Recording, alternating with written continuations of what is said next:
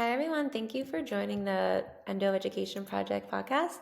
We're here to shine a light on the journey of proper endometriosis care and advocate for accessible excision surgery. So, I'm your host, Nicole Notar, and today we have an incredibly special guest, a super sweetheart, Kayla MacNeil. Am I saying that right? Yeah, yeah, definitely. Thank Oh, you. Kayla's the voice behind a very calming Instagram account. It's at mind.over.endo.pain, and the creator of the Mind Over Pain, Endo Pain meditation app. So she teaches science-backed mindfulness tools that help people with endometriosis manage pain and find moments of peace. So Kayla, thank you. We're so honored to have you here. Thank you so much, Nicole. It's such a pleasure to be here today. And honestly, such an honor to be speaking with you and Endo Excision for All. I love everything you're doing in this space. Thank you. Do you want to give a little bit of like your background, how you got to starting the Mind Over Endo Pain meditation? Yeah, sure. So I'll just, I guess, start just quickly, just on my personal journey, I guess, in terms of diagnosis and that. So I had the pleasure of navigating both the Australian and Canadian healthcare systems when seeking a diagnosis. So I feel like that's a pretty unique perspective that I'll definitely touch on. But I essentially, in terms of getting a diagnosis and the navigation of the healthcare system and all of that, I had all of the stock standard symptoms of extreme pain and aggressive fatigue, and been suffering since I was 16 years old, but essentially got always put in that pile of it's very normal to have aggressive pain with your period. I definitely had some amazing doctors who just couldn't nail the diagnosis, just couldn't really put all the symptoms together and land on that one. But we're definitely trying everything they could to help. But also, medical gaslighting was also a huge highlight on the journey as well. And yeah, it got pretty bad even when I was 24, particularly with the chronic fatigue and all of that. I went for an overnight sleep test, a brain MRI, and just nothing was being highlighted or nothing was really coming about that was indicative of endometriosis. I think I got a depression diagnosis or something like that from the sleep test. Yeah, it sounds about right. I think all endo warriors get that diagnosis at some point on their journey because, of course, you're depressed. You're in pain all the time. Nobody Um, believes. no one believes you. Yes, of course, I'm going to be depressed and so sad because I am in extreme pain and no one is listening. So that was very much the reality. And then moved to Australia, and that was a different sort of, I guess, healthcare system to navigate, mostly because I wasn't a citizen just yet. So any doctor I went to, I bring it up to them. And again, it would always get the Advil sort of, prescription. And it was when I was 31. So I'd been suffering for about 15 years. I'd actually had a horrible flare up the day before at work, where I'm sure you know this one, where you go to the bathroom cubicle. I went to the private, handy, accessible stall where you can lock it behind you and just have complete privacy. And you just get on the floor and you just cry, praying to whatever God will listen. And thankfully, the next day I had a doctor's appointment just for something else unrelated. But because that flare up had just happened, I brought it up to her. And yeah, she was the first doctor that ever mentioned endometriosis to me. And she was so kind and compassionate about it and worked for a couple of years to manage it through birth control. That wasn't working. I started getting 2 cycles a month, sort of thing. And eventually the pain, it just escalated to becoming every day, essentially. And then I got really sick of that. And thankfully, they had just come up with the deep infiltrating endometriosis scan. I'm not sure if you guys have it there in the States or not. It's fairly new in Australia. It's only been around for a few years now. How does Um, this what's that? Sorry? how does this scan work? It's a bit more enhanced than a standard scan, or an MRI or any sort of pelvic ultrasound. What it's able to do is detect deep infiltrating endometriosis. So I think it obviously just uses just a different methodology in terms of I'm at a loss for words now. I'm going to sound so silly, but the signals that it's able to generate within your body, it's able to pick up the deep infiltrating endo lesions a bit more effectively. It's a bit more nuanced than other scans, but it was able to discover it for me, even though I'd had several pelvic ultrasounds that came up clean. So I would very much emphasize, if your pelvic ultrasounds are coming up clean, that does not mean you do not have endometriosis. That was my reality as well. Um, but yeah, I went through the surgery and all of that, and just wasn't getting any consistent relief. And at that point, that's when I started exploring like the complementary therapies and that, because my surgeon was so lovely, also very realistic about the fact that the surgery, even though I got the excision surgery, the gold standard, because pain is so complicated, it may not get rid of your pain. He very much emphasized that. But you're just so hopeful. You just want something to work. You want that. Give this a shot. Yeah, absolutely. Like, what else do I have to lose? Because right now my quality of life is nothing. So let's just, gamble a little bit on this. And unfortunately, I think, I got some gaps of relief. Some days were better than others, but for the most part, it was still pretty bad. And I think that got compounded just by the emotional elements of the illness as well, just wanting relief and not having anything. Um, so I started seeing a psychologist, or I was seeing a psychologist for a couple of years, and she was helping me on the journey. But I then started seeing a dietitian, doing acupuncture, seeing a physiotherapist. But again, nothing was really putting a dent in the pain, even 7 months out from surgery. And the next steps didn't sound great. It was nerve blocks, chemical menopause, and another surgery. And thankfully, my physiotherapist, it was around that time with the help of her and my psychologist that I started undertaking pain focused meditations, just to deal with the central sensitization, and how the chronic pain brain really does rewire. Your brain is always on alert for pain, which I didn't know. I wasn't aware of that. And even though I was already meditating daily for stress and anxiety, um, that wasn't really helping. And I didn't realize there were actually pain focused meditation techniques that are, pretty evidence based, or greatly evidence based and quite effective. And it was my physiotherapist that was able to get me some clinical ones for free.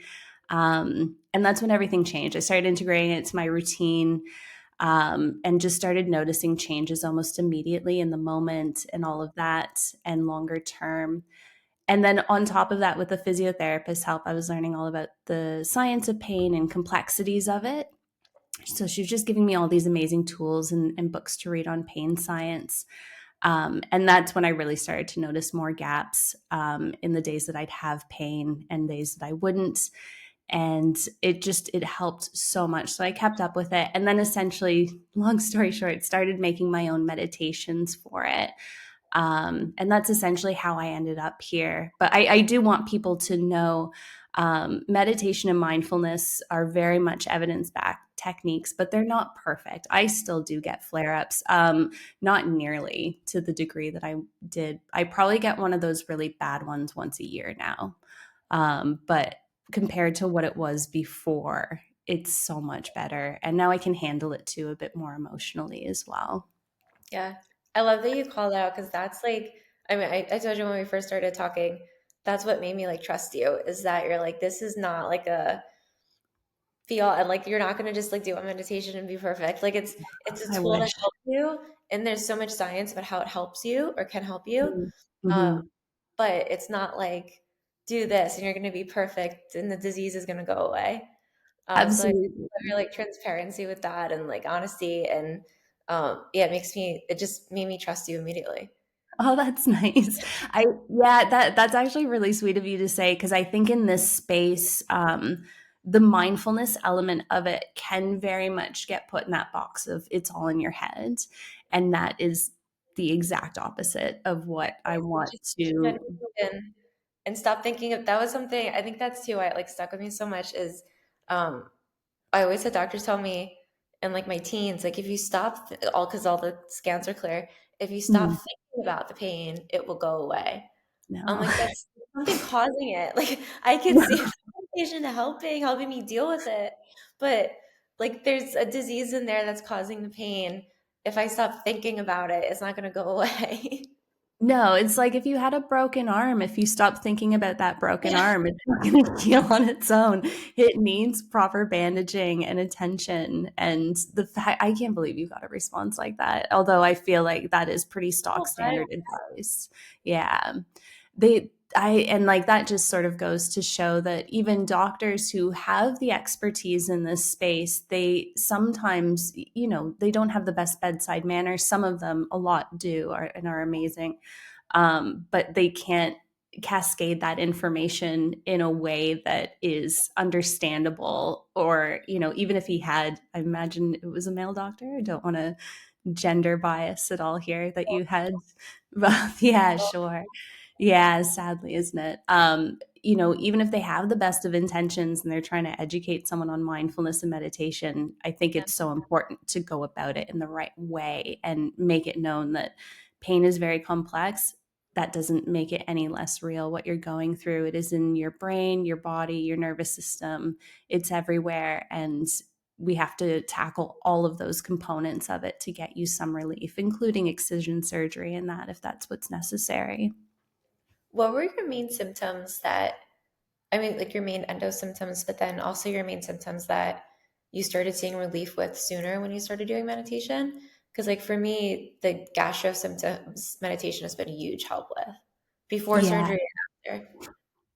absolutely. Yeah, gastro would be a big one. There's so many specific meditations for people with IBS issues and that. And for me personally, it was my chronic fatigue, my anxiety, and then the pain. But the pain was definitely the worst of those three. But obviously, all of them, become compounded and create sort of this vicious circle of never ending pain because you're always anxious because you're in pain, and then Or you're your always tired.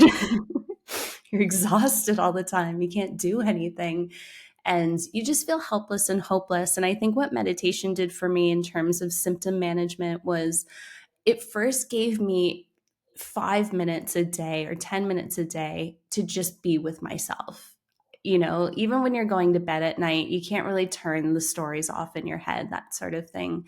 But having just 10 minutes a day, I'd set some time in my calendar. It was my physiotherapist that made sure like I had this locked into my calendar every day as part of symptom management. But just giving myself that me time and allowing myself to cry if that's what was going to happen, but using these techniques to manage it.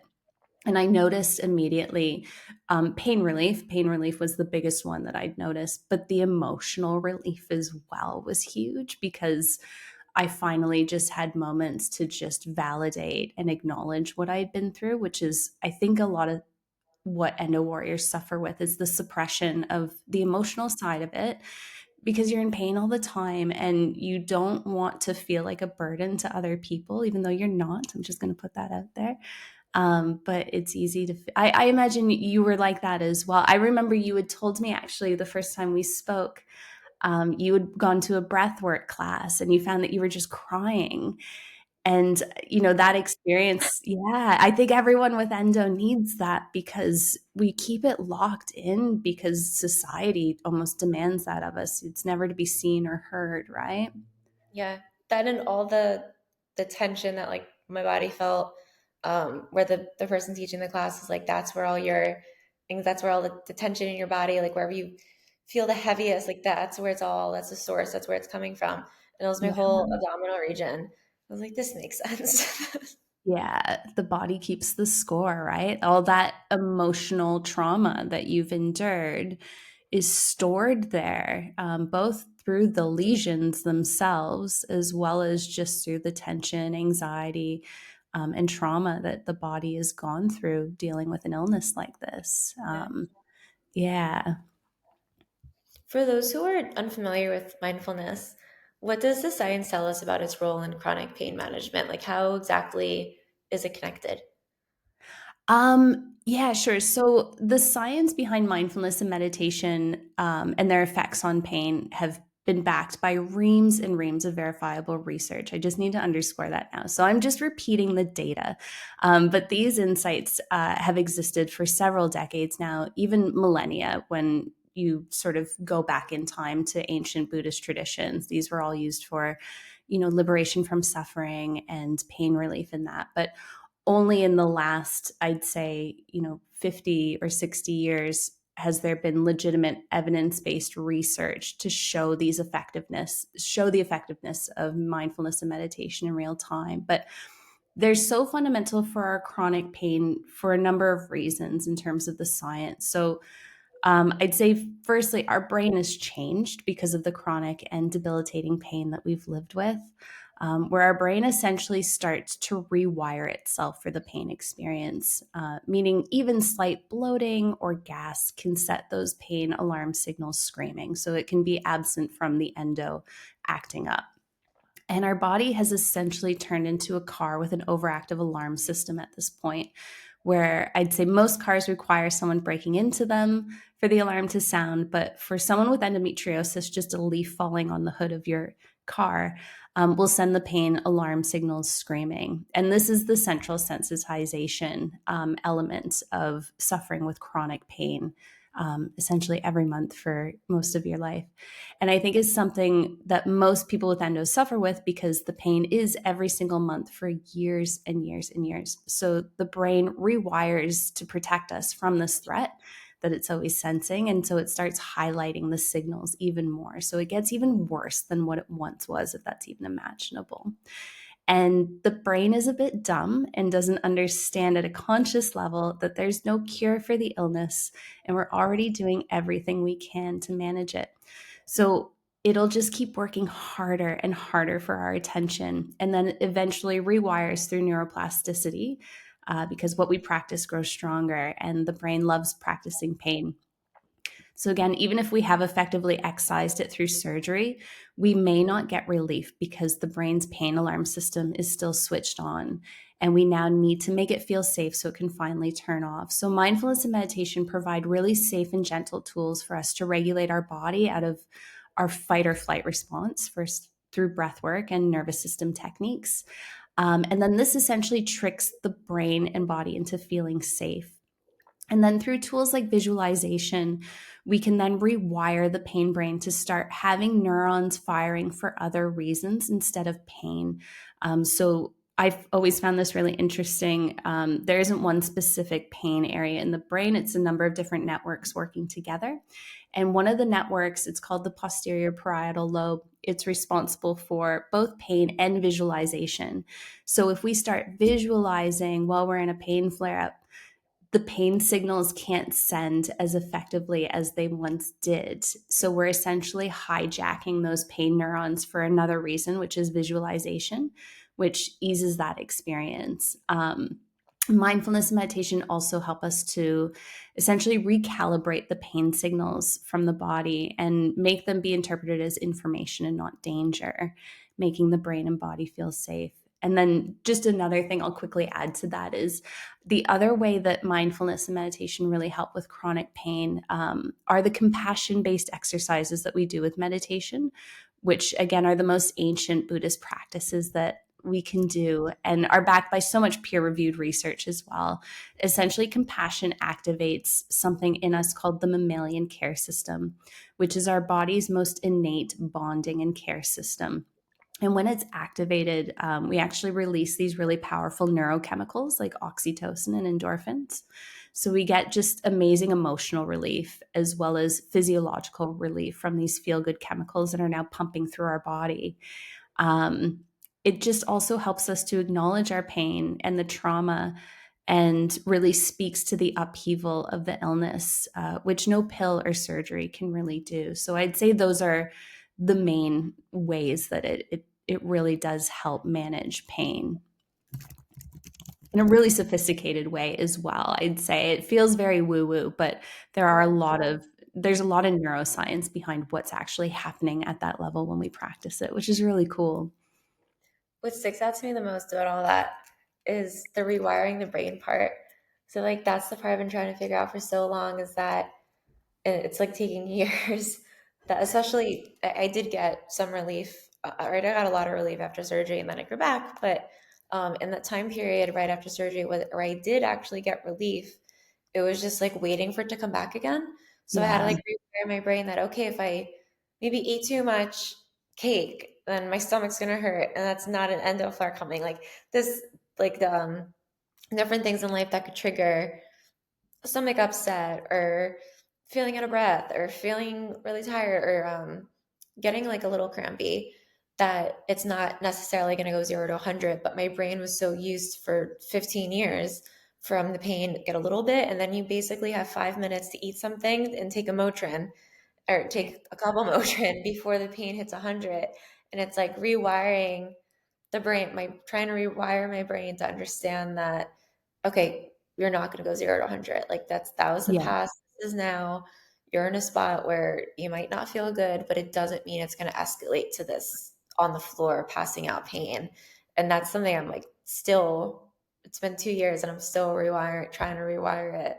Yeah, and likewise, I'm 3 years out, and it never that element is all about the thought challenging component of meditation because there are things that are not in our control, and obviously we may get back to that point, but we don't know that for sure. And so it's really just telling ourselves in that moment and meeting ourselves where we're at because you're just consumed with so much fear, right? I imagine that's the first thing that comes over you is absolute terror because it's such a terrifying experience, the levels of pain that we deal with. And so meeting ourselves in that moment and validating what we're going through and saying like this is so unfair and I really hope it doesn't get worse. But right now, I'm just going to meet myself here and, do the tools, take my Motrin if I need to, do all the things that I know I have control of in this illness of complete chaos. I've got these small little bits of tools in my toolbox that I can still use and exercise, even the tiniest bit of control, which can really, I think, give us really good grounding in that. I was going to ask, how long did you experience relief after your surgery? Was it pretty close succession that you started to notice the pain coming back? So my first question, like in my post-op appointment, was, if it comes back, is it going to be like gradual, like take years and years to get really bad again? Or is Mhm. it going to like, I'm going to have one period and it's going to be fine, and then next month's going to be brutal? Or like one ovulation that's fine and one ovulation that's brutal. Yeah. Because the period symptoms were the worst for me. And the gastro stuff. But I was told no, it's going to be gradual. It's not going to go 0 to 100. And then Okay. it was 0 to 100. My periods were, I mean, they weren't like the best, but they were fine. I was still able to leave the house. I would keep Motrin on me and take it, but I'd also play a game with myself because I was trying to, in an effort to rewire my brain and not to go into a panic mode.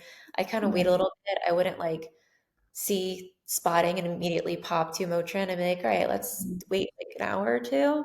It's Yeah. okay. It's not going to get that bad. And it was that way for about a year and a half. Um, Actually, no longer than that, almost 2 years. I had surgery in May of 2023, Okay. and I went 0 to 100 in March of 2025. Oh, no, sorry, not Oh, 2025. 2024. No, yeah, never mind. It was only a couple months ago. I'm like, it was 3 months ago. Sure. 25. Can I? Um, so yeah, it literally went 0 to 100, and that caught me off guard. And then it also, like, all the work that I had done to rewire my brain to be like, you're not going to go 0 to 100. If it gets bad, it's still not going to be as bad as it was. Like, you can Mhm. figure out the Motrin. It's not going to go. It's going to gradually get worse, and it'll hit one point before you get to that panic point. And that's not what happened. That 0 to 100. It's like, wait, this is what I've been trying to tell myself is not going to happen, and then it happened. So then now I get like immense panic if I just leave the house and I forget my like I keep all my like Motrin and Tylenol Minimal. Yeah. and Roboxin and like all that and Hyoscine, like my stomach med that I don't need to necessarily take every day. But I'm just so scared of like some random flare.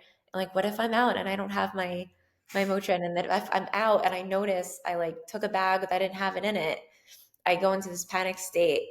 And that's been something too, trying to like calm myself down from that and be like, it's okay. Worst Yeah. case, you go home. It is fine. Worst case, you're on the floor in the bathroom. You've dealt with it before. That's also like another, not that it's like a good thing to say, but No, no, but it's a realistic thing, it's isn't all it? rewiring is I'm like, worst case scenario, or just to like, I don't know if that's rewiring, but like calming down Yeah, the, yeah, you're grounding yourself. it's like worst case scenario, you're going to deal with something that you've dealt with 100 million times. Yeah. That's what all therapists tell you to do is to always go to that worst case scenario, even just mentally if you're not in pain or, what you're dealing with, and just try and visualize how you would manage it and what control mechanisms you still have at your disposal that you can execute in those moments. And I think what you said, like it just perfectly sums up how terrifying that experience is and the safety blankets that we always have with us. I always had a little to go bag as well. And I hate carrying a purse, but you always just have to carry a purse because you need this to go bag. And I'd say that was kind of the gift that mindfulness eventually gave me because it did take me about 8 months of solid daily work with it. But when I arrived at the point where I was just like, even if a flare up were to hit and I don't have my TENS device on me, Yeah. or other tools, I've got the mindfulness stuff that I know I can execute in those moments. Even if it's not perfect, it will take that pain that drops you to your knees and makes you want to throw up or pass out. It's going to dial that down to a point that's remotely tolerable where I can keep going and then get myself home if I need to. Similar to kind of how you talked yourself down there, is Yeah. really turning towards yourself, even if it's not going to resolve the pain that you're in. There's something so deeply comforting about being your own best friend in those situations and having your own back. And that is a really hard part of your brain to turn on when you're in so much pain, because all your logic, all your reasoning, all your decision making, that part of the brain just shuts down entirely when you're in that much pain because you're in full fight or flight, right? So it sounds like you've got some really good tools at your disposal, at least to manage those moments when they happen. That was something that I think was the most helpful for me, even before getting surgery. Was I had the same therapist from like 15 to 22, and the main thing that we worked on all the time was like, what if I go here and I get really bad pain? And her response would be like, so you go to the bathroom. So you Yeah, could find a private, like you go to your car and you just lay in your car and you wait for the pain to pass. Like they're like the worst case scenario that we build up in our heads that we don't even put together when we like sit there and go, okay, what is the worst case? I'm in public and I get a flare. yeah, I have to find a bathroom or go to my car or just fall on the floor in the middle of a bunch of people. Like that's the worst. yeah, Is that really the worst thing? Like in the moment, yeah. Um, but it helped me not miss out on, like obviously with endo we miss out on a lot of things. We're not feeling well. But when I finally, after years, had a like accepted, okay, worst case scenario, I'm in Manhattan and I'm walking around the streets and I have to just storm into a hotel and or wherever, or a food place and just like go right to a bathroom and not care, like not ask, oh, can I use words about, like yeah, just kind of storm in. yeah, And that's the yeah. weird, like that's, and that it is what it is. But it was understanding that I stopped saying no because what if, and started saying, okay, I'm gonna go, and worst case is I'll deal with it. Yeah, honestly, what you just touched on there is so important, which is the pain catastrophizing and the pain anxiety that becomes now a subsequent symptom of everything else we're dealing with, which is now the fear of that pain either coming back or just hitting us when we're out and about during our day to day. And that in and of itself triggers the pain response really sadly, because any negative thinking, which obviously is so hard to control when you've been dealing with this much trauma, that fuels cortisol in the body, which is a big inflammatory chemical for people with endo because we typically have too much cortisol production because of the amount of stress we're under. So that obviously just amplifies it even more. So, what your psychologist said is essentially what mine has always told me as well, which is that All right, well then I guess that happens. You're in public. My biggest fear, and I imagine you're the same, is when I was working and doing presentations and that, or having to lead meetings or working groups. And this did happen, was getting one of those god awful flare ups in the middle of one of those moments. And Yeah. it happens, but you get through it. It's not fair. And that's the one thing I can't underscore enough. It's not fair at all, but you do find something in you, that willpower to keep going, and it does soften eventually, but it doesn't make it any less traumatic when it happens. I don't want to get too off track because I want to get to talking about the app so people can use it. But from what you just said, something too, just like what the mind does, I noticed was after surgery, when I did start feeling relief, um, and again, thought like end all be all, I'm having issues now. Surgery's not a cure, but Sure. did have relief, and I immediately, I forgot what I was gonna say. Oh, my mind started like forgetting all those horrible moments. Like it kind of just like I remember talking to like going to patient groups and things like that, like diving into the endo community after surgery, and everyone was Yeah. talking about like the mental health aspect and having to heal from your journey to diagnosis. And I'm like, no, I'm good. Like I'm better now. Like I finally got help. It took a while. Like I'm good. And it Mm, just like automatic like I was so desperate to feel better that once I did yeah. feel better, my mind just like totally suppressed all the horror. And then once it started, because I never dealt with it, once it started happening again or getting to that point again, it just like all kind of came back and hit. And I'm like, holy, I really need to deal with this mentally again. Like I'm not good. Yeah, and that shifting the goalposts can also be really hard. It's funny, like what you just said, because there is an evolutionary tactic at play there that doesn't allow us to remember our pain that well. Sometimes, think of childbirth, right? Not a lot of people would sign up for childbirth again if they remembered how harrowing that moment was for them. And the brain is pretty good at acknowledging that pain does exist, but also once you get a few months or a year out of it, you reset the goalposts. You don't really remember how bad it was. There are psychological concepts. It's called the peak end rule, where you're less likely to remember a situation for being as bad as it was if it ended okay. So for our situations, if we got medication in us and the flare ended, or we got our surgery and the flare ups were, much more manageable, that in and of itself, the brain just kind of compartmentalizes that and it's just like, all is good here. But then when you experience that pain again, you're just like, was it ever this bad? And it was always that bad, probably, if not worse. But the brain does a really good protective mechanism of helping us forget the pain experience sometimes as well. Which even goes further to the advocacy side of it. Is I think we can become very vulnerable to gaslighting because of that brain mechanism to misremember the pain experience or how long we were in pain for. It's this thing called duration neglect, where you won't really remember that you were in pain on the floor for 4 hours. You just remember, oh, I got some Advil in me. It felt like it was probably about 20 minutes, even though it was probably a really long time. And in medical context, that can make it even harder to advocate for yourself if you have a doctor who's a professional saying, no, your pain is normal. And then your head like, oh yeah, maybe it was normal what I went through. But it was like, no, that was not normal what I went through at all. I wanted to rip my insides out.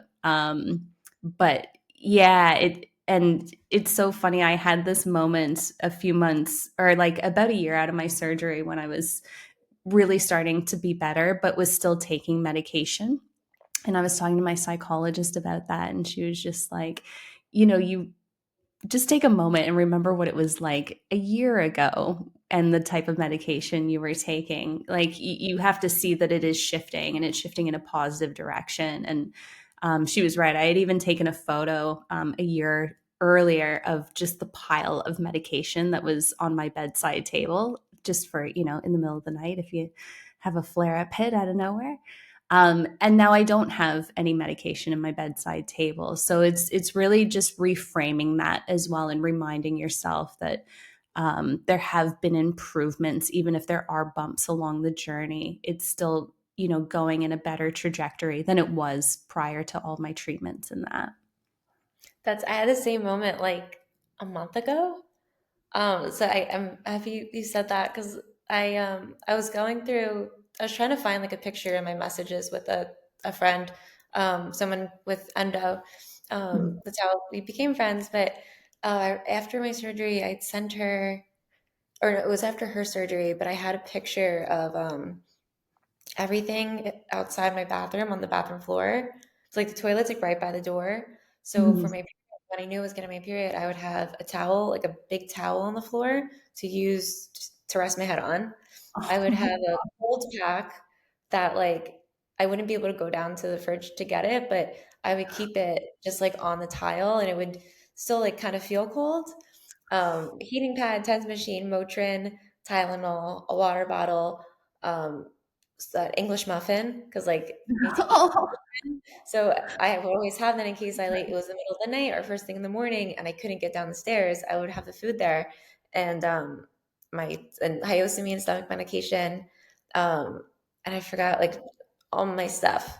And I just like looked at that. I was going for something totally different, but it like that picture came up because I sent it to her when she was waiting for her first period post surgery. And I was like, Sure. yeah, I did. Like I was looking at it in the bedroom that I used to have that set up on, and I was like, holy shit, that corner of the room was always prepared for like that. Like it looked like the bathroom of like an 85-year-old woman. Like it was like balls and like English muffins and all and towel. It didn't look like the bathroom of a something year old. So it was just surreal to like holy shit at that was so normalized to me. And now Yeah. I like man that person has problems. But I was that's life. Like that's how I have to prep every month. It was just so normalized. And it made me realize because my bathroom hasn't looked like that in over a year. Yeah, Um, sure.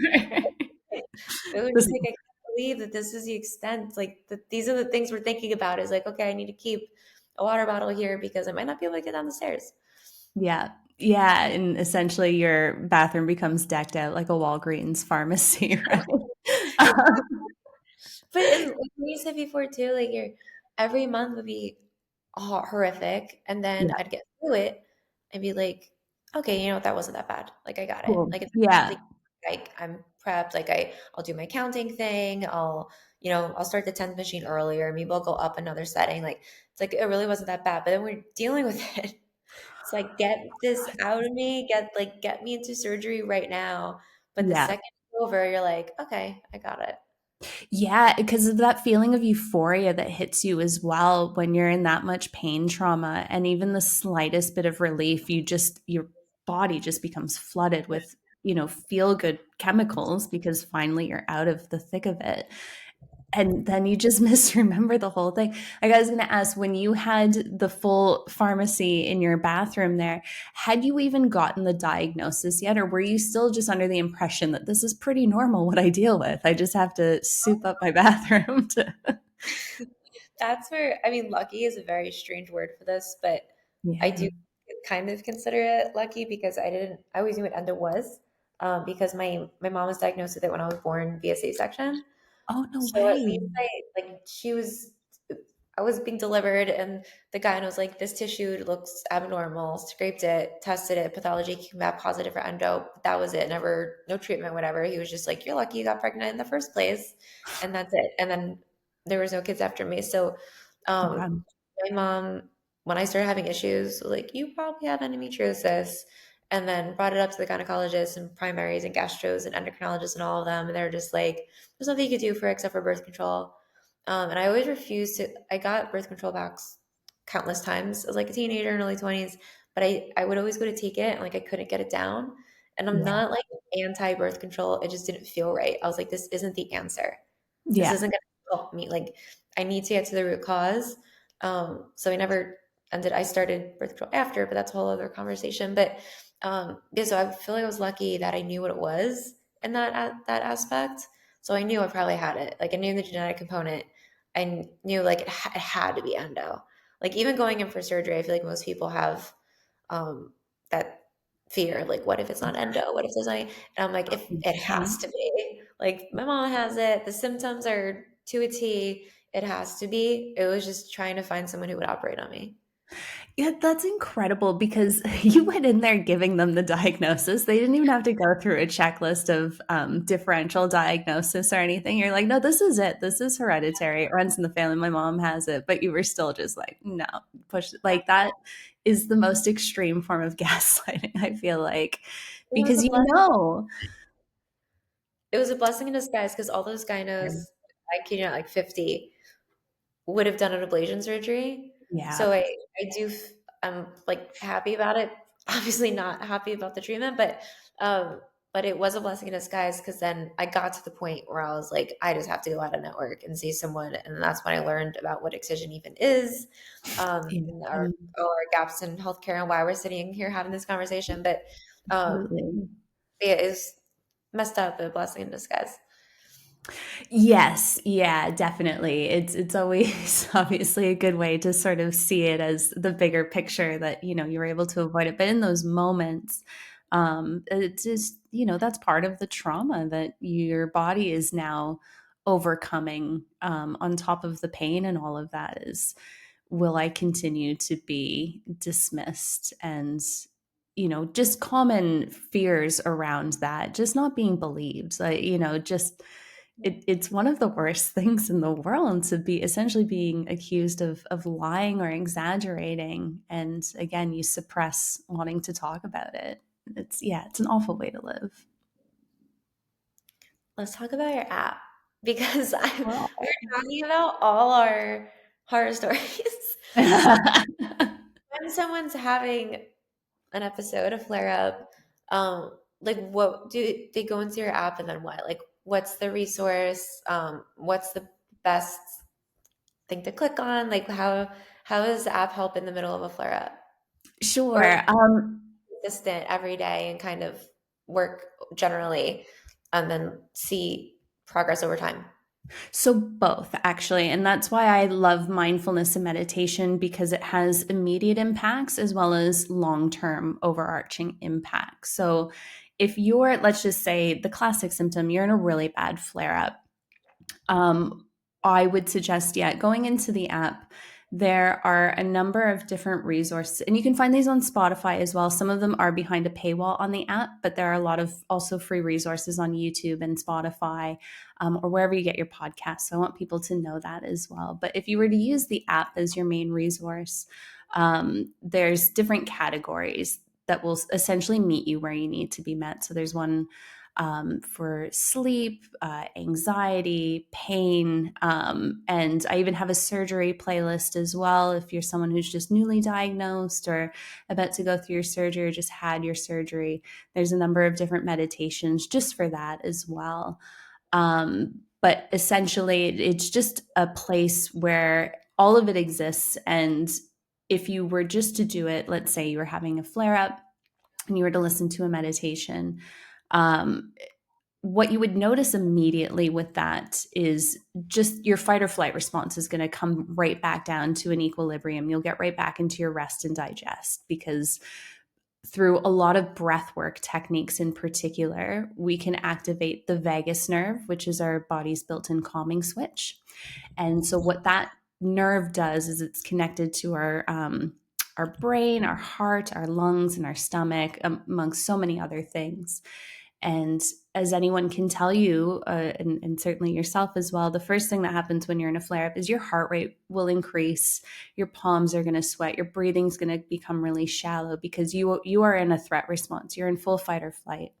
And breath work is the foundation to get you to feeling back to normal. So there's a number of pain relief meditations that focus just on the nervous system regulation element of it, while also integrating other mindfulness tools like visualization, the self compassion, mantras and affirmations are really effective too, along with thought challenging, like we were saying with the pain catastrophizing and the pain anxiety. That helps get on top of that as well.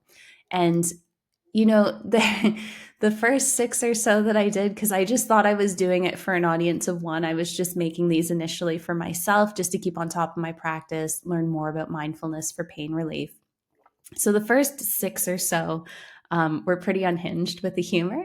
But people liked it. Some people didn't. They were all very kind about it. But some people were just like, yeah, like this is the type of meditation I'm ready for.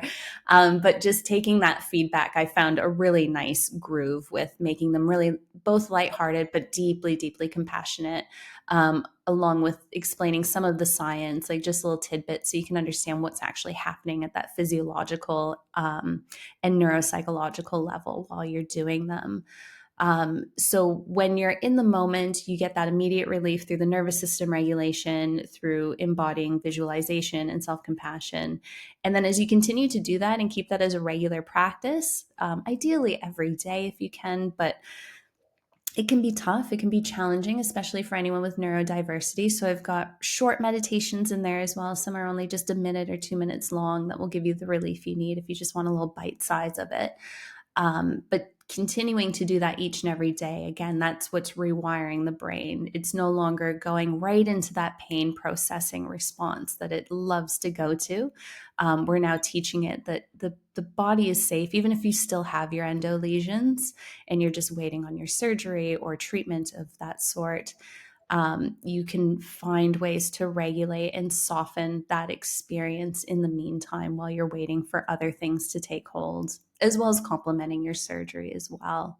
So it has a few different facets that it can really help with in that way. I'm happy about the neurodiversity part. That's something I've struggled with meditations, is especially ones like just at night. Like if I'm not in the middle of a flare up, I just want to like decompress and get into a rhythm of doing something consistently.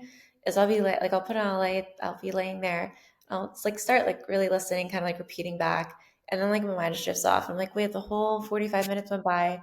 I didn't listen to anything. And it's only I was like productive. I was just like thinking of random things or whatever needs to be done tomorrow. Um and then like keep grabbing my phone. I'm like, oh, I need to note that so I don't forget. And then I can focus and then note something else so I don't forget. I need to focus. So having the short ones definitely, because it's like, okay, 20 minutes or 10 minutes and I can focus on that and then do another 10-minute one. Yeah, Kind of like breaking it up into pieces makes it like less overwhelming. definitely. And even if you don't suffer from neurodiversity, just by virtue of the pain trauma, you're going to have symptoms of not being able to be fully present or attentive. Your mind is going to wander constantly because your body is under constant threat. So it doesn't want to be safe necessarily. And so, in those moments, really just sort of taking the time to be compassionate when your mind does wander. That's every class that I lead, I always start it out with your mind is going to wander over and over and over again. It does for everyone who's meditating, even veteran meditators, and that's okay.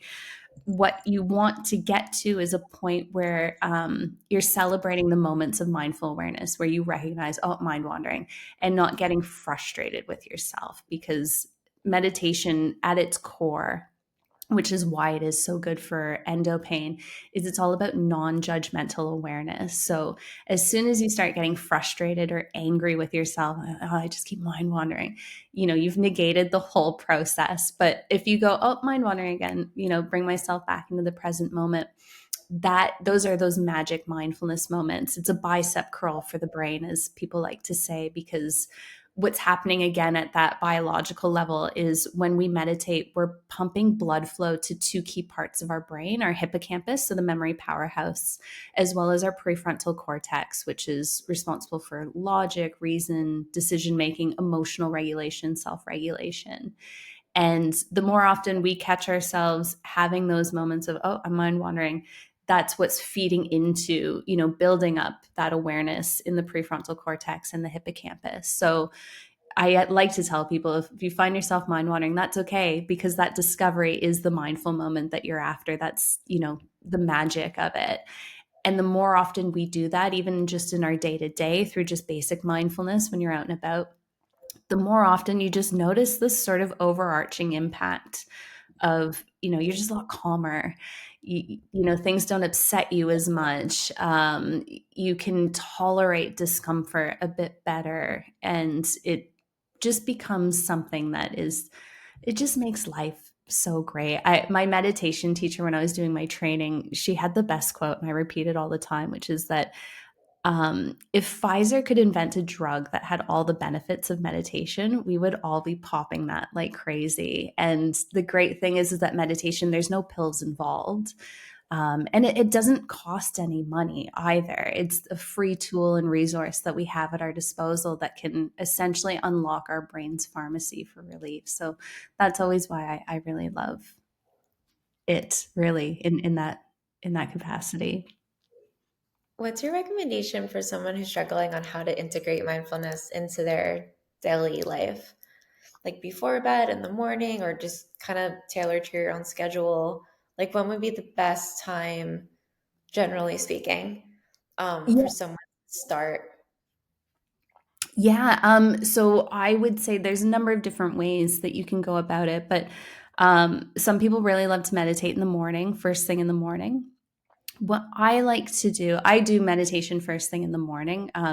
Meditation teachers kind of have this weird contract of a never zero approach. So every day you have to essentially meditate. I always like to just do it right first thing in the morning, and it starts your day off so much better. But for people who have, a 9 to 5 schedule, I always very much recommend that they, especially if they're working from home, carve out 10 or 15 minutes, a 15-minute block in your calendar as a repeating one in your day, whenever you like. It can be before lunch. It can be, around 10 in the morning when you've gotten through your emails and are just sort of figuring out what's next. And just taking that time to celebrate some time with you. It is as healing and as special as any other treatment that you can undertake. And having just a moment to just be with yourself, to rest, is so important, because even when we sleep, we don't get rest because we're in pain, right? And it's not a pleasant experience. But when we undertake meditation, it's this moment of solitude and calm where we just sort of sit with our thoughts in that. And I think making that a ritual, finding a place in your home that you really enjoy, it's just your meditation corner, light a candle, spray a fragrance, light an incense, put on some good music, whatever makes that moment just really special. Just make it about you. It is the ultimate form of self-care in that way. And if that is challenging, if that's too much, if you don't want to undertake a full meditation practice, I always say just start with deep breathing. Um, when you're in the middle of a flare up, there's some tools actually I have, if I can go through just a couple of them, if that's all right, just to sort of give people just yeah, just sort of the main ones. Okay, let me just. I had them written down here. I just want to make sure I get the right one. More guidance, the better. Yeah, sure, of course. Yeah, and I also just want to make sure I'm sticking to um, the main stock standard ones. But I'd say the first one that you really want to do is the physiological sigh technique. And so the physiological sigh technique is essentially um, doing a double inhale through your nose and an extended exhale. And what this does is this activates the parasympathetic nervous system, which is our rest and digest response. So all you want to do is just take a nice deep breath in through the nose and expand the belly, breathe deeply into the belly and just go. And then follow that with another inhale. And then just and do that about 3 to 5 times. And just make sure you're always breathing deeply into the sensations while you're doing that. That can regulate us so quickly. And it also it's just telling the body everything's okay, everything's fine. Because that vagus nerve, which is our safety switch, that's shut down during fight or flight, during those pain flare ups. So, as soon as we do that deep breathing, we activate that vagus nerve, and that communicates to the brain, actually, everything's okay here. I don't know why we're acting all out of sorts over these pain signals. Let's just calm down. She's got this. Like, everything's coming back on board. So, I would say if you're going to start anywhere, start with the deep breathing. Don't force the breaths. If you can't, just try and, see how much you can breathe deeply, and just try and increase that slowly as you go. And then on top of that, if you're ready for it, while you're in the middle of a really bad pain flare up is to visualize. And my favorite one is the lemon slice visualization. This may have already existed, but I came up with it on my own. But I don't want to say that out loud in case it did already exist. But it's essentially one that I think works really well for people who can't visualize. They have something called aphantasia, where it's just an inability to visualize. Um, when you are doing your deep breathing, if you can close your eyes or even if your eyes are open, just visualizing a slice of lemon that you're sucking on and thinking of the pain as that lemon slice, and you're just sucking out all the juices of that pain and just getting rid of it, just sucking it dry. And what's happening is obviously we're activating the visualization center of the brain, so we're not able to process pain as effectively, but we're then also generating a really weird response in the body. Your mouth will become really sour. And it's just distracting the brain. That is all we're doing in this moment is it can't process the pain if it's being distracted. Again, it's dumb in that way. And we can really play that to our advantage in these flare-ups sometimes, not always. But the more we do it, the more likely it's going to work for us. So I'd say do the deep breathing, do that visualization, and then, most importantly, just speak really kindly to yourself. You can hug yourself, rub your arms up and down, and just say things like, we don't deserve this. This isn't fair, but we'll get through it. I've got you. We're just going to be here right now. You can even just talk to your body and just say, like, I'm so sorry you're going through this. I see you. I hear you. I'm going to take care of you. Just sort of taking a bit more executive control over the body's response in that moment, if you can. And so I'd say those three techniques, even just to integrate those during flare ups, will help quite substantially. Those are my three go tos whenever it decides to strike. And it's effective. It really is. People do speak quite highly of it. So I imagine the visualization too will help with like something I deal with is when I'll get a pain or flare up or I picture myself like what I imagine it's going to be 10 minutes later, like on the floor, vomiting, or like the second I get nauseous, I picture myself like vomiting out of the car. And it's like I can't get that out of my head. And like that obviously doesn't help. yeah. But that, like to force yourself to think of something else, like just picture a lemon and sucking on it. Like that kind of gives you something else to visualize, to kind of talk back to yourself. Yeah. And then what you said about talking kindly to yourself, something I saw, I have no memory of where I saw it, but it really resonated with me is I'd always look at my body and be like, why do you hate me? Or I Yeah. always be like, my body works against me. Oh, I can't eat that. My body hates me. Or like, I would always say that. And then I saw somewhere like it that to shift the perspective so that instead of my body hates me, it's the disease. It's not your Mhm. body that's working against you. It's the disease that's working against you. And like Mhm. shifting that, I started wanting to be kinder to myself and wanting to because like at some point too, I'd give up and be like, does eating dairy free help? Does gluten free help? Is limiting alcohol like does any of this help? Like I might as well just do whatever the hell I want and my Totally. body's gonna eat me no matter what. So like I stopped caring for my body in a way because I'd be like, no matter what I do, it's gonna not want to be nice to me. But then shifting that perspective, like, no, I need to take care of my body because my body's not working against me. The disease is working against me. And it's kind of changed how I take care of myself or attempt Yeah. to. I honestly, that's such a great point because body compassion in particular, I have a number of meditations on this because, well, first, for anyone with endometriosis, you will have a very volatile relationship with your body at some point just because of what it's put you through, right? It's inevitable. But what we know from all the studies on body compassion in particular, so self compassion itself floods the body with very good neurochemicals. Body compassion even takes it that bit further with acceptance and just acknowledging everything your body's doing for you because it's remarkable. Right now as we're talking, there are so many things happening below the surface that are keeping us alive, the billions of neurons at play, the cells, all of it. It really is this gorgeous machine that is nonstop. And sometimes it doesn't work effectively because there's a bit of a defect. Not that we're defective, but the endo certainly isn't helping things. And so to give ourselves that grace and knowledge of, my body is actually trying to help me right now.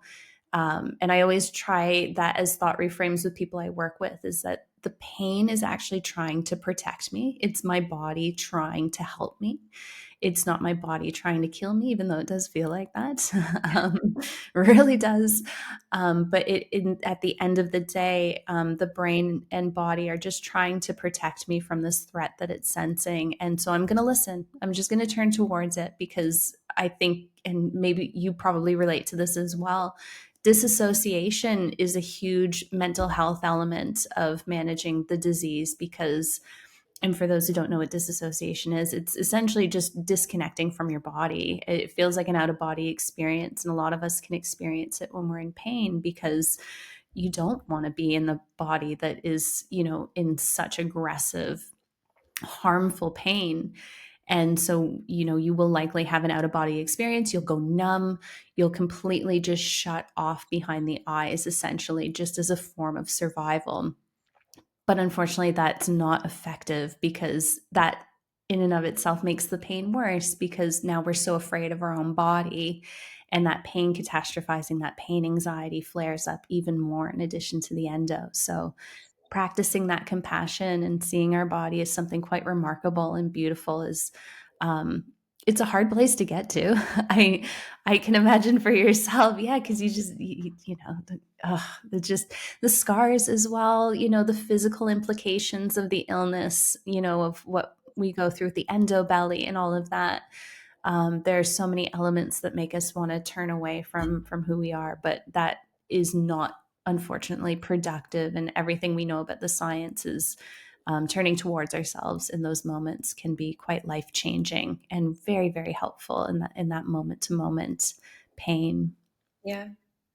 Having the invisibleness of the illness for so long, the second I got my scar, like had surgery, and I mean, I don't have like large ones, but the second I got them, I'm like, I don't want them. Like, people be like, oh, how are your scars? Are you using vitamin E or using Moderna? And I'm like, no, I'm like, I don't. I want to get it like tattooed outline so that never goes away. Like, I fought for these for so long. Yeah, Don't like it. It just gives like it's a reminder of like you fought, like you're a fighter. yeah. It's your warrior wound. It's validation. Anyone who tried to gaslight you, it's just like, well, I Yeah, got the wounds to prove it now that it was actually in my body this whole time. yeah. Yeah, it's funny. I think it's Lena Dunham who actually said she put little stars over her. She had like 10 endo surgeries, something insane. And in an effort to not hate her body, one of her friends who was a tattoo artist apparently was just like, let's make them beautiful, and really own that. And, even if you don't go to that extent of getting little stars tattooed around them, celebrate those scars. They're real. That shows everything you've gone through and everything you've endured. And, the emotional scars for those who haven't gone through surgery, there's the emotional scars as well that, they don't go away either. And, you have to honor that part of it as well. As dark as it is, you've fought hard and are continuing to fight. And it's not an easy fight to win, that's for sure. For life. For life. So For life. yeah, yeah, it's lifetime membership at this point. Till Yeah. set is up. The club Well, no one wants to be a part of, but is so yes, lovely we're once you we're join. cool. Yeah, we've got the best members, that's for Yeah. sure. We really do. We're very lucky in terms of the community. And on that note, like I just want to really just call out what you're doing in this space, because endo excision for all is something that has needed to exist for a while. And I'm so glad that you've mounted this lobby essentially, and are advocating so much for patient advocacy and rights in that way. Because like you said, I didn't know that excision was the gold standard. And that was only 3 years ago when I was going through this. So to think of all the people who have had to endure countless surgeries because they were getting the wrong ones, and to be that, knowledge component for people so that they understand that there are actually alternatives out there and ways to seek access. I just commend everything that you're doing in this space for the community. It's absolutely amazing. Thank you. It just like how picturing how defeated, like I said, I'm lucky that nobody would operate on me and do an ablation, but just how defeated someone must be that had 5 or 10 ablation surgeries. And then, even then you find out about, say, in the last 8 years, you had 3 ablation surgeries. And then this year you learn about excision. And it's like, why should I trust this now? Like, why? So I'm going to get a Yeah. fourth one? Like, what is this going to do? What about the damage that's already done? Um, so just being able to like team up with doctors and team up with the policy side, and the goal is to not have to exist anymore on the policy side. Yeah. But even this, it's so, it should be so simple. And like when you're talking to people that are making these decisions or giving advice on how to talk to the decision makers when it comes to insurance and policy, it's like, why is like this is it's parts of it are malpractice. Like this isn't, Oh yeah. it's not difficult to understand. Like there's 2 separate surgery methods. One's good, one's bad, and the good one needs to be covered. Like it's not that, or CMS needs to pay out more so that those doctors can be brought in network again. Like it's not difficult to understand the benefit. So it's, trying to realize who's profiting from this and how to Yeah. stop that, and or make excision more profitable to insurance. And which, even that, going through the numbers recently for all the policy stuff, it is more, it's more cost effective for excision to be done and paid for than for ablation, especially Yeah. with our hospital time and OR time and how all those numbers work. Like it's the writings, the evidence is there, the writings on the wall. Like it's just nobody wants to make a change. Like the Yeah. decision don't want to make a change. Absolutely. And the recurrence rates as well compared to excision surgery. I mean, just to reduce that alone would be huge, but it's weird. It's in a language that policymakers just can't get on board with when it comes to like a, quote unquote women's health issue, framing it more, it's an economic issue if that works for them. Most of the workforce that you're dependent on as, diagnostic tools increase and awareness increases, there are big financial implications to people suffering from this illness and their ability to work and their ability to live effectively in society. And, it's a broader issue beyond a health one at that point. And it's so bizarre that it doesn't really like factor in at that level either. It's just, come on, the maths, like see how broad this issue is even beyond the medical implications of it. And the pediatric aspect, like well, the economic impact of the pediatric aspect. That's Yes. something putting, trying to get all those, compile all those statistics to basically sell our case to policymakers. Um, but yeah, a lot of people don't realize how endometriosis starts in, or can start in pediatrics. Like there's there was I was dog sitting for someone last week, and on their kitchen counter they had a magazine from, like what, like those monthly magazines from a hospital, Yeah. and there's an endometriosis section, so there's this whole 2-pager on endo, and it was just like questions with the head gynecologist at that hospital. And one of the questions was, who's more at risk, like what makes somebody at risk to get endometriosis. So, well, first of all, you don't just get it. Like there's studies that it's in the embryo, but the one of the bullet points was not having children. Like if you just don't have children, then later on in life, like premenopause, you are more at risk to develop Oh, stop endometriosis. it. That's fear mongering. How did this get through? Oh my How do God. you explain the 9-year-olds with endometriosis? Explain the teenagers, explain the 10-year diagnostic gap if it starts later or develops later in life. Like that doesn't, like, how did this get through, like, Well, the whatever, the writing process? How did this get through the publishing process to get like, nobody called us out and said, "That makes no sense whatsoever"? yeah, did anyone?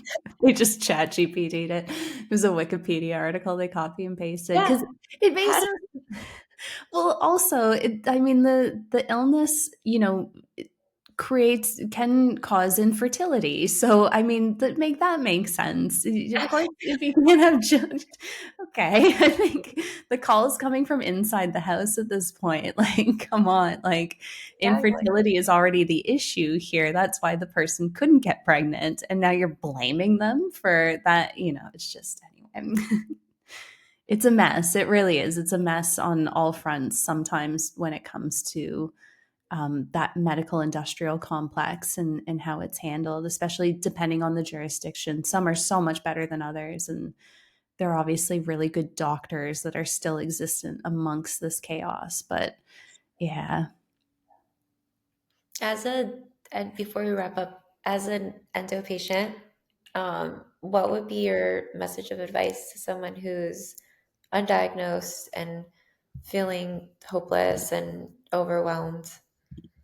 Um, that's such a good question. I Um, would Thanks to respond to that, but like the first thing that pops into your head. No, no, no, no, no. That's no, it's such I really love the question because it is so relevant, especially there are so many people now getting the diagnosis because there are innovations in the diagnostic process that we're all, now becoming privy to, which is amazing. So hopefully future generations won't deal with what a lot of us have gone through so far. But for anyone who's newly diagnosed or feeling hopeless, I tell them that first off, it's completely normal and warranted to be feeling hopeless and to validate everything that you've been through, especially if you've been gaslit about your symptoms. That is very real trauma that you've endured.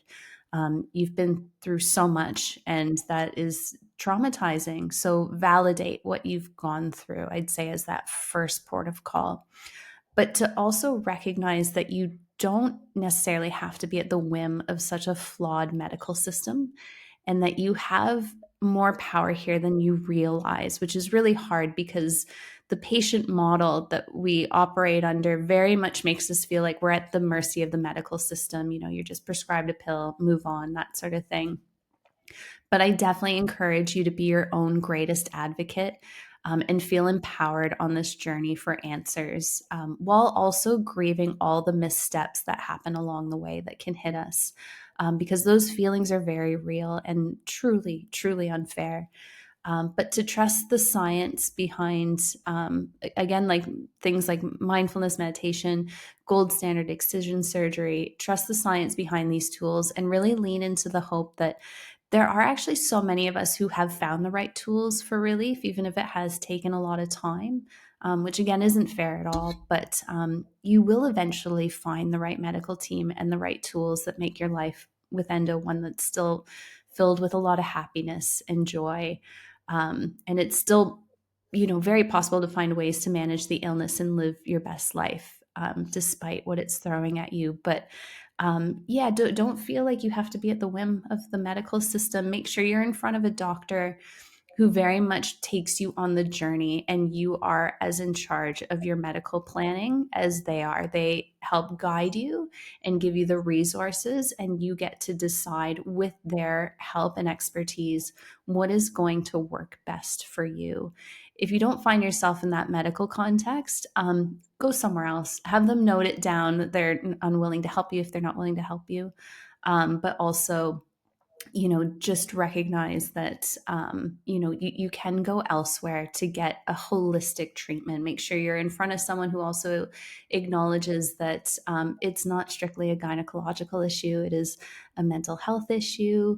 It is just, you know, a full body disease that exists in the nervous system, in the pelvis, in the brain, everywhere. And just, yeah, definitely seek out a medical doctor that recognizes the whole body implications of the illness and will be your ride or die in helping you get free or subsidized access to counselors, physiotherapists, mindfulness experts, dietitians, or whatever it is you feel that you need. And again, if they don't, have them note that in your file and move the hell on to the next one. There are a lot of amazing doctors out there, but unfortunately, there are some bad apples too, like any profession. Yeah. So just keep fighting for the right one. It's never a one size fits all approach. It is a very complex illness. So make sure you're in front of a doctor that understands that and is willing to work with you and have you be an advocate for your journey as well. That's so important. And the right doctor will definitely do that. And don't give up hope trying to find them. I think that's the scariest part is definitely, and I'm sure you can relate to this as well, is just getting the diagnosis. And then, treatments are, it's just awful. It's so hard. And acknowledge that as well. Be compassionate to yourself. It's not fair. You don't deserve this. But there are ways around this. There are ways to find good equilibrium with life, despite living with the illness, even if it's not perfect. That's great advice. I was at an author talk last night for a woman that wrote a book on the politics of the hysterectomy, and she was sharing a little bit of her own journey, and she was talking about how, or she just kept reiterating, like she didn't realize she could change doctors because like Yeah, she's had this gynecologist and she's I don't know how old she is, but she had the same gynecologist since she was a teenager, or like got her first period, and has been there for years, like at least a decade, and was like, wait, I don't, when she started having issues with, you know, like then like her serious health, and yeah, she's like, I could change doctors, like that's okay. And like it took so long to figure that out, and then found more helpful care by switching doctors. But exactly what you just said, your doctor's not there to be your dictator. Your doctor's there to be a resource to you, and if they're not a resource to you, then you need to seek other providers, even though it's easy to say because it's sucks when you keep going to these doctors that and you're paying co-pays or out of network and you're not getting answers, but it does happen. But persistence is key. yeah, definitely. And I think, especially with what you're doing, the community around us comes so handy in terms of its knowledge sharing and the way that we help each other at that global level. Your work and the work of so many other NGOs and nonprofits that work so hard to help get warriors access to care is really what I think is going to get so many newly diagnosed individuals, just give them so much hope for the journey. So even if you're not getting the proper medical care right now, there are so many amazing organizations that exist to help you advocate for yourself and get access to the care that you deserve and need, but you deserve it as well. We have one here. I actually just teamed up with a peak body in Australia. It's called Quendo. Similar to what you're doing, they've got all these amazing resources to help people navigate, the healthcare system and what questions to ask. I remember you had a doctor on recently who just had, all the key, questions to ask when you're in these scenarios with doctors and that. So there are people around us, even that are not directly associated with the medical industry, but our peak bodies is part of it that can really help you navigate it and find the right treatment methods and protocols that you think will work best for you. And that's so important as well. Is do your research, take pride in that. Be a warrior, kick some ass. Don't take shit on this. Like just keep fighting. You're in pain. Don't take no for an answer. Just keep going. Your body needs it. And as unfair as it is to put that on yourself, I don't think that that's fair at all. But, sometimes just remembering that you do have some power here can be really, really helpful. I certainly didn't realize that when I was first in this whole process of trying to get a diagnosis. I was just always taking what my doctor said. And like you were saying with this woman, you develop relationships, significant relationships with these doctors over years and years. So you don't, yeah, you have so much trust. Why would I ever question what they're saying to me? They're the authority on medical and healthcare. So why would I doubt that? But if you know in your heart of heart that you know something's up and I need to get this fixed, yeah, just feel compelled to go somewhere else and advocate. Have some fun with it, especially if you're a people pleaser. I'm a born people pleaser, so this was a great environment to finally just sort of, ask for answers and get them. And yeah, don't be afraid to speak up. Draw those boundaries and get the care that you deserve. You have such great advice, such a great resource. Oh, where can people find you? I know you're on Spotify, Apple Music, right? Yeah. So people, if you want, you can search out Mind Over Endo Pain on Spotify, Apple, YouTube. You can check out the App Store. I've also got a website, mindoverendopain.com. And you can follow me on Instagram at mindoverendo, mind.over.endo.pain. And yeah, there's a number of different resources there, but mostly just the meditations and that, and meditation techniques as well, or mindfulness techniques you can use in your day to day, just to help you get through. If that's all we're aiming for at the moment, just to make you as comfortable as possible while we get you the answers you deserve, mindfulness and meditation will at least get you feeling okay in the meantime. So, I love it. When we post this too, we'll link all the ways that people can access the app and your website and your cool. Instagram. Thank you. That would be amazing. But thank you so much for having me today, Nicole. It's honestly just such an honor and a privilege to be associated with an organization like Endo Excision for All. Um, I have a background in public policy, and so seeing what you're doing is just like everything. Like I just, to be again mounting that political lobby and getting answers. Speaking truth to power. It's a big role, but I imagine it's so deeply, deeply satisfying as well. Yeah, it's very healing. Yeah. Thank you for your kind words, and thank you for joining us today, and for all the work that you do to support our chronic illness community. And thank you to our listeners for being part of the movement to make excision surgery and comprehensive care accessible to all. So until next time, take care and keep advocating for your health.